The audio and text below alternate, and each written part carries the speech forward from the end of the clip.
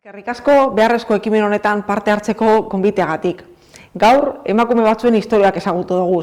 Emakume horrek mundua transformetako ametsa eukien, eta ingenieritzatik, barrikuntzatik, zientziatik eta teknologiatik betetan ari dira amets hori. Emakume horrek erakusten dabe, ez dagoela mugarik, grina, prestakuntza eta konfiantza dagoenean. Bizkaiko neskato eta emakume gaztei hau adirazu gurea deutsuet. Ingenieritza zuontzabe bada, teknologiak, zientziak eta gure industriak behar zaitue. Solo un 13% de las chicas eligen estudios STEM en formación profesional y únicamente un 16,5% de las personas matriculadas en la universidad son mujeres en estudios científico-tecnológicos. No porque no lo valgan, sino porque durante años hemos creído que ese no era nuestro sitio. Pero eso está cambiando. En Vizcaya estamos decididas a cambiarlo. Por ello, desde la Diputación Foral de Vizcaya estamos impulsando y desarrollando una estrategia Vizcaya with the Talent. Nuestro objetivo es desarrollar, fidelizar y atraer talento STEM, y muy especialmente talento femenino.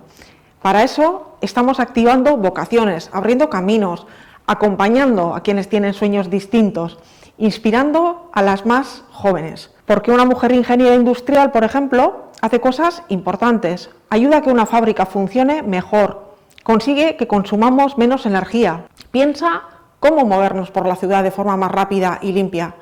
También dirige equipos o crea proyectos para cuidar del planeta. La ingeniería industrial no va solo de máquinas o de números, va de tener ideas, organizarse bien y mejorar el mundo. Por todo ello, queremos que en nuestro territorio haya más mujeres en las carreras del futuro.